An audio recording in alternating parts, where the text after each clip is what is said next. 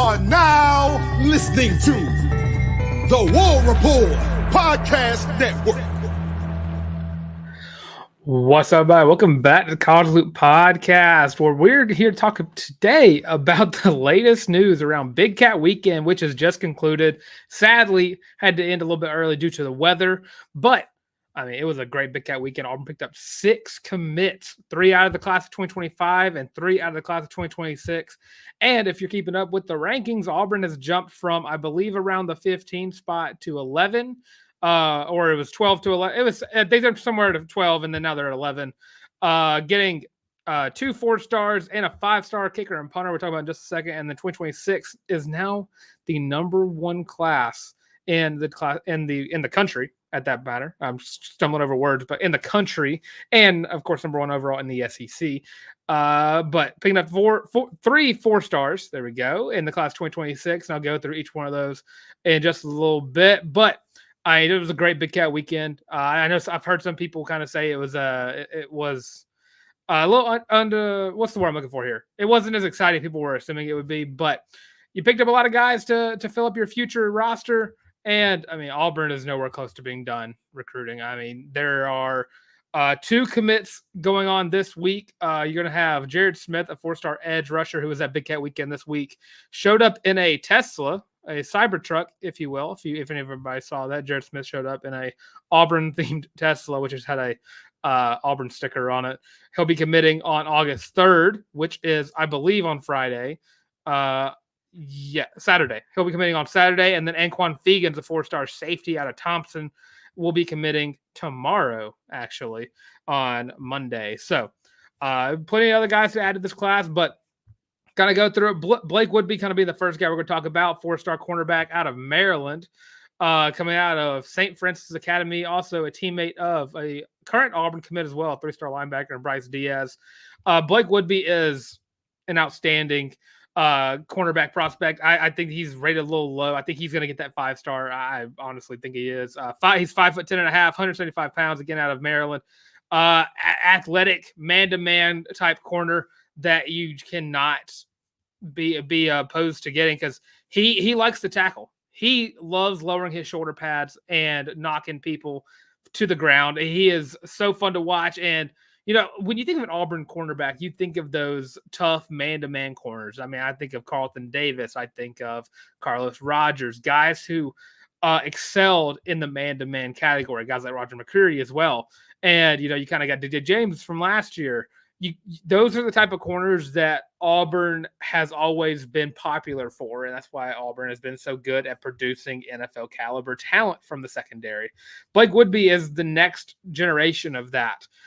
He has been outstanding in high school, and you know he's been crystal balled for a long time, and I guess he was kind of waiting for Big Cat Weekend to come around from that actually commit. He is a guy we've talked about several times on the show. Every time he got a crystal ball, we talked about it because it's happened, I believe, 4 crystal balls he's gotten since this recruiting cycle started. But big commit to pick him up. And then the next guy for the class 2025 who came in and committed to Auburn is Antonio Coleman, who we've talked about a few times actually on the show before, because he was a former Bama committed, then flipped to Auburn, then flip back to Alabama, and then flip back to Auburn on Big Cat Weekend. It's funny. It really is. But 6'2", 285-pound defensive lineman out of Saraland, Alabama. Number 14 overall defensive lineman in the class. Number 10 overall prospect in the state of Alabama. And we'll kind of get to the state of Alabama in a second, because I got some stats that the Auburn fans will be very happy about. And of course, getting a guy out of Saraland is going to be awesome, because you know you're trying to recruit quarterbacks, and KJ Lacey is right there.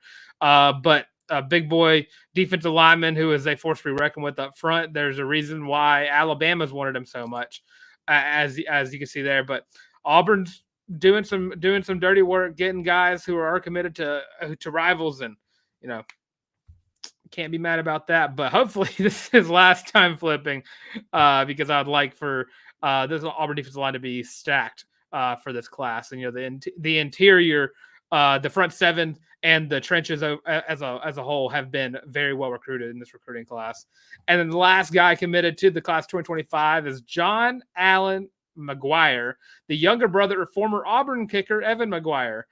He is a 5-star, if you believe in that. But 5-star kicker, 5-star punter per Cole's Kicking. He's the number 21 overall kicker in the class, but number 2 overall punter.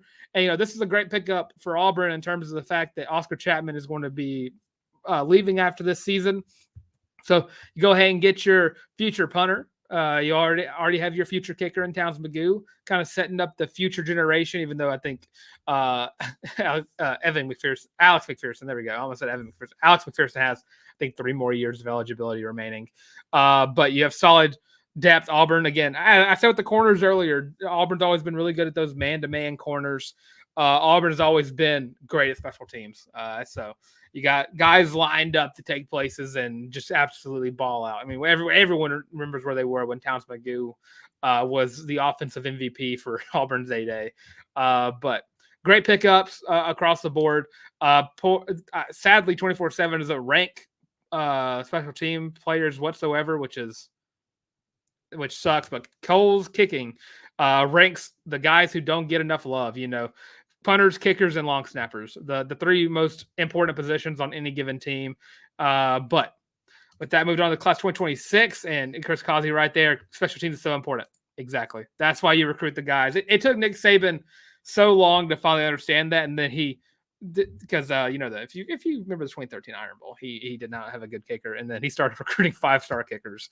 One of them winning the Lou Groza Award. I can't remember which kicker it was. I think Will Reichard was the one that won the Lou Groza Award, but the best coach in college football history recruiting kickers at a high level because of the fact he wasn't doing it before.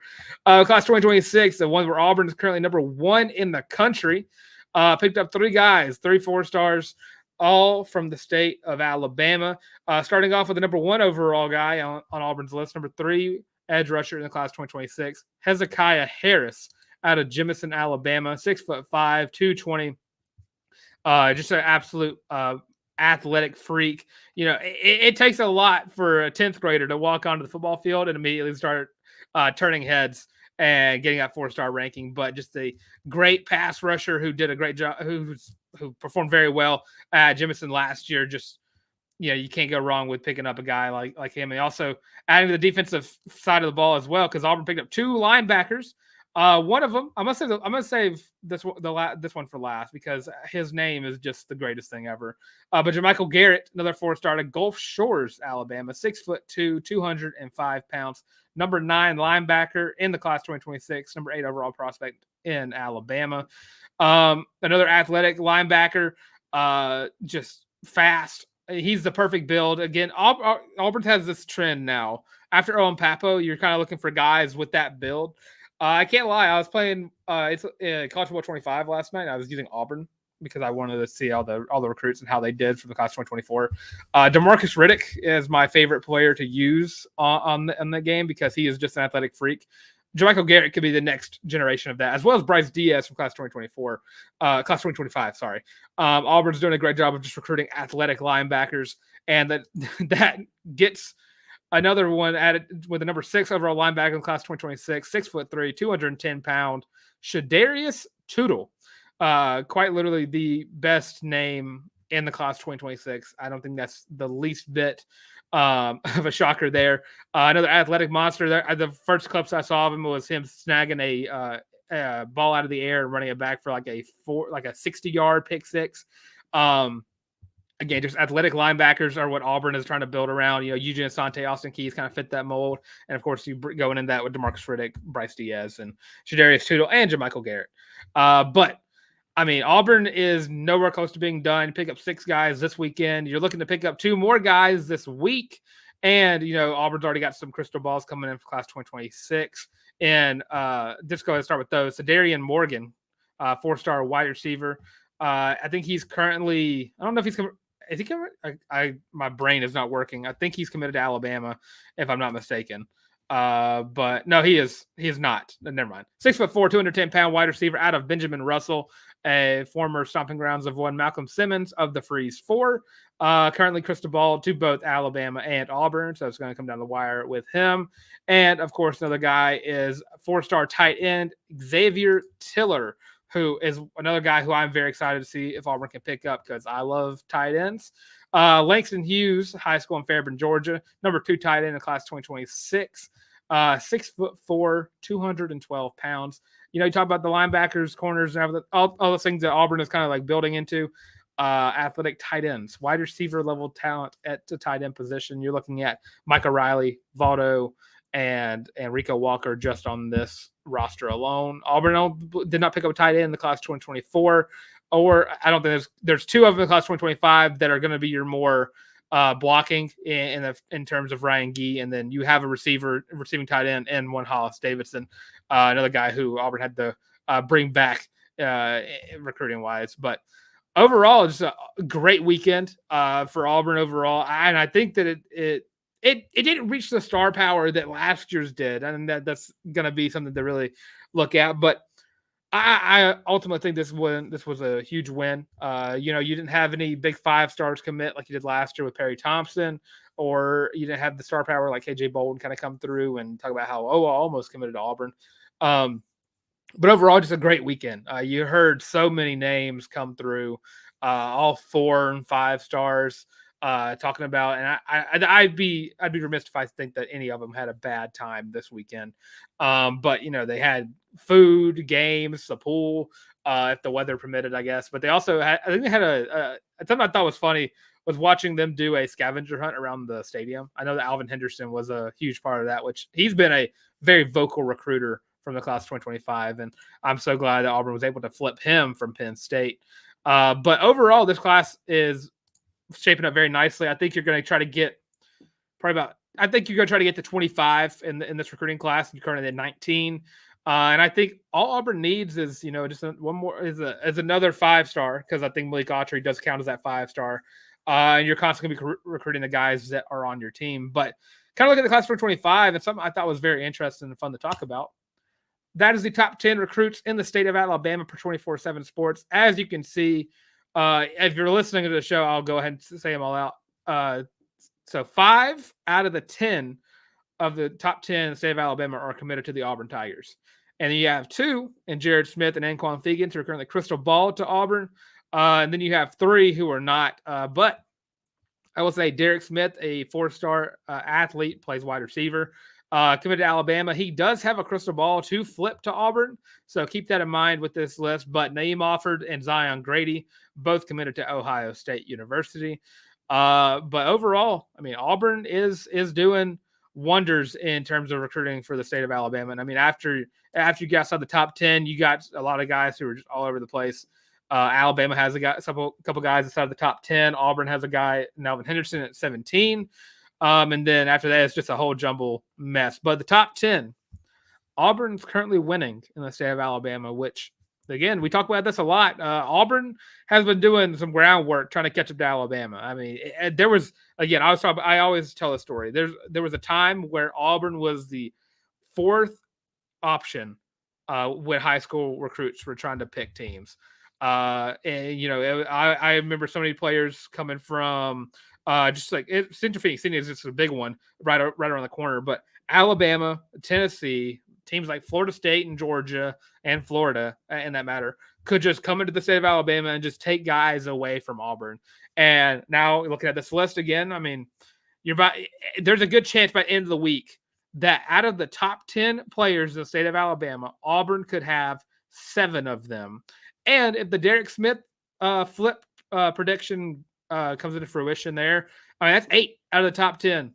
And that just does wonders. And it's so fun to watch how Hugh Freeze has kind of cemented himself as, I'm going to recruit the state of Alabama. I'm going to recruit the South. And I mean, if you look at the class 2025, there's only, out of the 19, 1, 2, 3, 4, you got 5, 6, 7, 8, 9, 10, 11. So, I mean, never mind. That's a good chunk.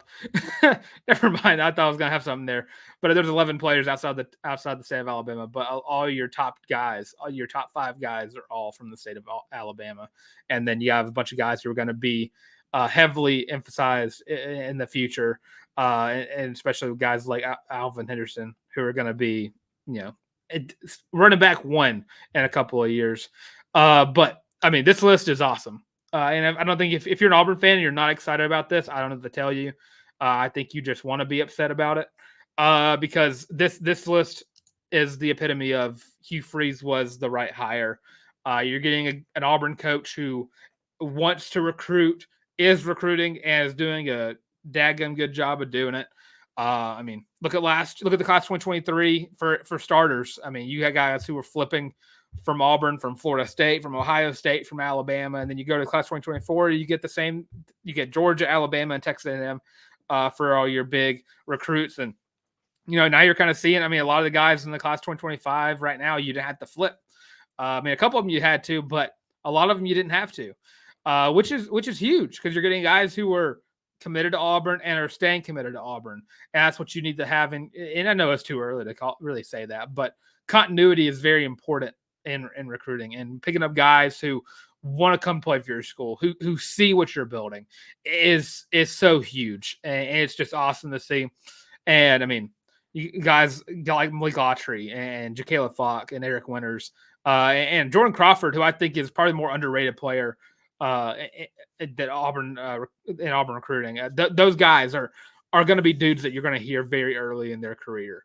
And I think Malik Autry, out of the game changing players, I know we talk about class 2024 a lot, and like Cam Coleman, Perry Thompson, those two are like game changing level talents. And there's, of course, there's guys all across the board in class 124. I think out of all of these guys that Auburn's committed is getting in the class 2025, I think that Malik Autry is next up. I understand why Ohio State and Texas and Florida and USC and all these teams are trying so hard to flip him from Auburn, and I really hope that Von Trucking-Williams, Auburn's defensive line coach, and Hugh Freeze are constantly talking to Malik Autry. I've watched so much film on Malik Autry. He is him. He is so good at defensive line. He is my pick for who I think is going to be the star of this class. And he is just outstanding. He's going to pair very nicely with Malik Blockton from the class 2024, a future tandem in the interior defensive line, a position where I think Auburn just kind of filled up a lot of depth at this year and is going to be looking for a lot of talent going into the next year. But super excited to see how Malik Autry plays. Honestly, again, I think he could be playing as a freshman. I honestly do. But, I mean, trying to just kind of go through that. But overall, I mean, you can't be upset with how Auburn's recruiting right now. It is just outstanding to watch. And, Big Cat Weekend has become such a big thing over the past couple of years that it's now like everyone is expecting big things every Big Cat Weekend from now on. After, Perry Thompson announces flipping and, this one kind of being as hyped up as it is, every year it's going to be like that. And I forgot the name of Alabama's. I know they have one on the same weekend. And I saw a picture. I'm going to throw some shade at Alabama because I saw a plate of food that they gave at their cookout, and it was unseasoned food. And it's just a crime for a school in the South to be serving unseasoned shrimp. That blew my mind. But Auburn's doing a great job in recruiting. And again, if you're anti-Hugh Freeze, it depends on how you're viewing it. But as a whole, he's the right guy. He is doing things that no Auburn coach has done, at least in my knowledge of what I got to see as an Auburn fan. Because I mean, Pat Dye, brought in Bo Jackson, but I mean, Tommy and Chiz, Gus, Harson, they weren't recruiting like this. And I mean, Gus Malzahn had his moments. He recruited very well, but it was not that big of a deal as it was now, or as it is now. And you're not seeing guys like, Cam Coleman, Keldrick Falk, guys like Malik Autry, guys like, Jared Smith is considering Auburn. You had just all these guys, Juju Lewis, a guy who I think Auburn's moved on from, but a high-end quarterback was looking at Auburn. And it's been, I think Auburn's only picked up one 5-star quarterback in their entire history. I think that was Bo Nix. But before then, I mean, a lot of your guys were I guess Jason. I didn't know Jason Campbell was a 5-star. That's cool. Learning something new every day. But you're seeing a shift. You're seeing something in the air change where Auburn is now up there competing with, Ohio State and Alabama and Georgia and other teams like that. And I know right now people see the number 11 ranking and they kind of get a little antsy because 11 in the country means 7 in the SEC. But there's a good chance that if Auburn just gets one 5-star, you see a jump of immense proportions into that top 7 category. And then after that, you pick up a bunch of 4-stars. You're in the top 5. You're in the top 5. And that is a reasonable place where I think Auburn can land in this class as the top 5. And I mean, looking ahead of you, you got Oregon, Miami, Oklahoma, A&M, Notre Dame, and Tennessee are in your way for the top 5 class. And I mean, Oregon has 2 5-star commits already, but they don't have enough commits to kind of balance it out. So even just another 3-star right now would jump you up the top 10. And then you kind of go through the rest of the list. You have the same amount of commits as Miami, have 3 less than Oklahoma, but they have 2 more 3-stars than you. A&M, they have 14 4-stars and 5 3-stars, no 5-stars. Notre Dame doesn't have any 5-stars, and Tennessee doesn't have any 5-stars. So, I mean, again, you're looking at 1 5-star, and you're in the top 7 at the bare minimum, top 7, and then pick up some other guys after that. Your top 5 class, and then class 2026. The groundwork's already put there in place for Auburn to finish with probably potentially the number 1 class in class 2026. But overall, I mean, again, I'm gonna keep saying it. You cannot be mad about what's going on, and of course, I know people are gonna find things to hate about it. Hugh Freeze is such a volatile figure in terms of how people view him that you're always gonna see someone hating, and I don't get it. He preaches about how much how he doesn't hide from that is the great thing about Hugh Freeze. He doesn't hide from his past, but he has talked about before how he wants to look forward and go forward going, and I mean he's proven that and more. But Auburn recruiting is at the top of the game right now. Auburn is a force to be reckoned with, and recruiting. And of course, you're seeing that in real time, which is a fun thing to watch happen in real time. So with that kind of does it for my preview or review of Big Cat Weekend. Again, keep your ears peeled. Keep your ears open for this week, as Auburn does have 2 guys on their crystal ball list looking to commit this week, August 3rd, for Jared Smith, the 4-star edge, and then, of course, Anquan Fegans, 4-star safety, committing tomorrow. So we'll be talking about that and him on the Tuesday show, as well as on the Tuesday show. We're going to be talking about the next game up on our season preview series, which, if I'm not mistaken, last week was Kentucky. So that means this week is Vanderbilt.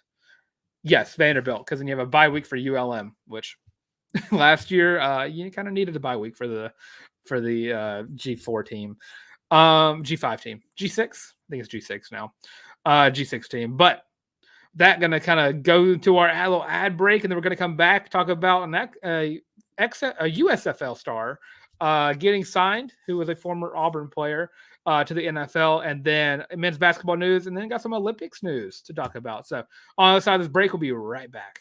Are you tired of having to rummage through just clothes after clothes after clothes looking for something to wear? Are you tired of your friends making fun of you for your terrible fashion sense? Well, do we have the shirt for you? Go to thewarreport.com, get your laptop out and do it right now. Go to the shop and get your very own Feelin' Loopy t-shirt as well as your college loop hat, and you can get both of them for only $25 each. Plus shipping and handling, of course. But with that, now back to your regular scheduled program. And of course, that's on thewarreport.com. Go to the shop. First page, there's a college loop hat, which I'm currently wearing right now. Second page, the Feelin' Loopy t-shirt. Again, both those are $25 each, $50 in total. So if you're looking for a nice, Halloween's right around the corner in 3 months, 2 months, 3 months. And if you're looking for, a nice little Halloween costume. A college boot fan will always be the go-to. And of course, don't forget, if you're liking the show, make sure to like, comment, and subscribe. Leave your comment for where do you think Auburn's going to finish in this year's recruiting class. I think 5 is kind of the highest. I think Auburn's going to get 7 at the lowest. I think they're going to, or at the bare minimum, probably finish where they finished last year at 8 or somewhere around there. This class is going to be top 10, no matter what, bar none, top 10. And of course, if you're liking the content here, make sure to check us out on social medias where we are doing the countdown to Auburn football. Today marks the 34th day until college football. So Bo Jackson Day. I try to make everything match the college football 25 cover as much as possible. And they look kind of cool. So go check those out as well. And of course, if you like more gaming stuff, when College Football 25 is now out, I have a Dynasty series. First episode came out yesterday, where I'm going to try to lead Kennesaw State to glory. But they are the worst team in the game, so it is incredibly hard. Played Georgia for the first game of the season, and I'm not going to spoil how that went. You can either assume it, or you can go check it out for yourself on the War Report Gaming. But that going to go in the last little bits we had to talk about today. Salvatore Cannella, former Auburn tight end, now current USFL tight end, actually former USFL tight end, now current Tampa Bay Buccaneer, as he has signed a deal with an NFL franchise. I think this is the 3rd time I think he's been on an NFL team, which is cool. He was always a very iffy on the field for Auburn. I always remember he always made like he was good for one outstanding catch in a game and then was never heard from in the rest of the game. I think he had that catch against Washington. I think he had one against Oregon, and then he had one in the Iron Bowl, the 2019 Iron Bowl, I believe. He's always good for like one holy crap SportsCenter top 10 moment, but he is now signed with Tampa Bay Buccaneers, which sucks because it's going to be a guy I got to root against now because I'm a Panthers fan. But huge ups to Sal Cannella. And I'll kind of move on to men's basketball news. Auburn finds itself in the top 6 of a legacy player I'm going to hope I'm saying this right, Kean Anthony, the son of one Carmelo Anthony, one of the top 10 NBA all-time scorers. As everyone knows, everyone who's been watching sports for any amount of time, I don't care if you don't watch basketball, everyone knows who Melo is. But in his top 6 is, of course, Auburn, Syracuse, of course, where his dad went, FSU, Ohio State, USC, and Rutgers. Kean Anthony, 6'4", 6'5", somewhere around there, 185-pound shooting guard out of Glen Head, New York. Would be a huge pickup for Auburn if they were to get him, especially adding a lot of attention as well, picking up a legacy guy in Anthony. But Auburn's going into a year where they have a lot of old dudes on their team. Auburn is going to go into this season with only 2 players on scholarship who are not who are freshmen. There we go. Who are freshmen. Only 2 guys on an entire roster who are freshmen. And Ja'Kai Howard and, of course, words are hard. Oh, how did I forget? Oh, that's going to kill me now. I've done screwed myself heavily, haven't I? I don't know why I've forgotten his name. It's just drawn a blank because my brain just went there. Todd Pettiford. Oh my God. That sucks. Yeah, Todd Pettiford is going to be a key rotation piece in this Auburn guard room, as well as Ja'Kai Howard, who's going to be another key piece in the forward rotations as well. But Auburn's, again, 2025 is going to come around, and Auburn is not going to have – they're going to have 2 players on roster on a scholarship. So you're going to try to pick up a lot of guys in this recruiting class. If, Todd Pettiford, Ja'Kai Howard don't leave after 1 year. Then you get to rebuild the entire roster. But I don't really know where Auburn stands in terms of picking them up, but the fact that they're there, and I know there's a lot of guys that Auburn is looking forward to recruiting heavily. I know it's Caleb Wilson is a big one, a guy who I think a lot of people are assuming he's going to North Carolina, I think, or Duke, one of those blue bloods, but Auburn heavily recruiting him.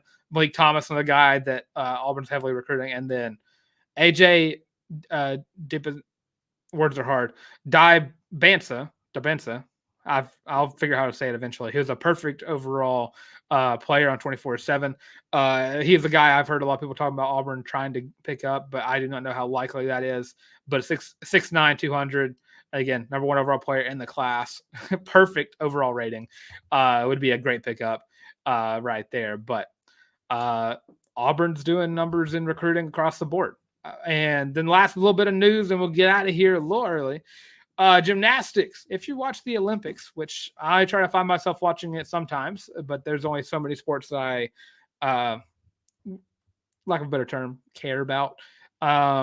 So Auburn gymnastics news. Suni Lee will compete in the women's all-round finals after finishing second in the qualification rounds. It'll be on Tuesday at 11:15 a.m. Central Standard Time. So we'll be talking about her performance on Thursday's show. Because by that point, the Tuesday show already had been out.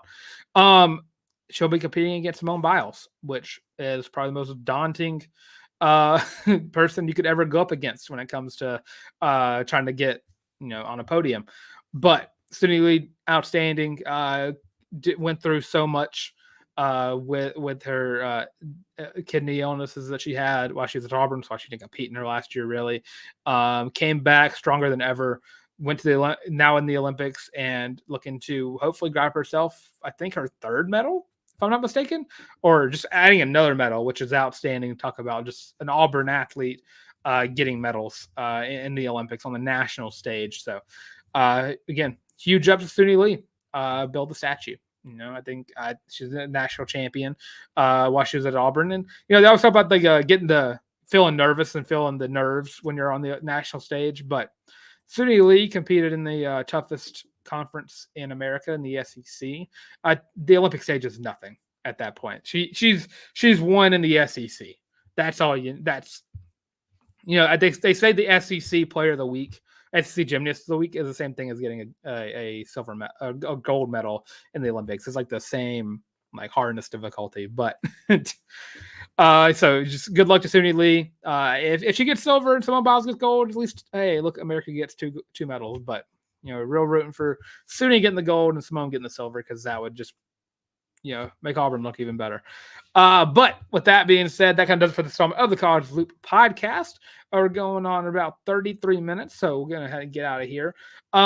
If you are liking the show, make sure you like, comment, and subscribe. Again, Tuesday, we're going to be talking about how Suni Lee did, or I guess not talking about how she did yet, but there's a show that'll be that. But talking about a hopeful Auburn commit, as well as previewing Auburn versus Vandy. Auburn North Campus, if you will. And of course, if you check out the merch, I almost pulled my entire computer off the wall. Oh my God. Ow. And of course, don't forget to check out the social medias as well at the College Loop Podcast on Twitter, TikTok, Instagram, the works, all at the College Loop. And check me out as well on Twitter at your boy the Tank, at YABOY the Tank. Also, check me out on Instagram as well at Larck, DYLEN visual aids right there. And check out the War Report Gaming. That's TWR Gaming. Check out my Kennesaw State Dynasty. There we go. Episode 1 is out. Episode 2 probably come out in this week at some point. Probably hopefully on Saturday. Kind of make it kind of go in path with normal college football season. But of course, with that being said, thanks for watching this installment of the College Loop Podcast. And as always, War Eagle.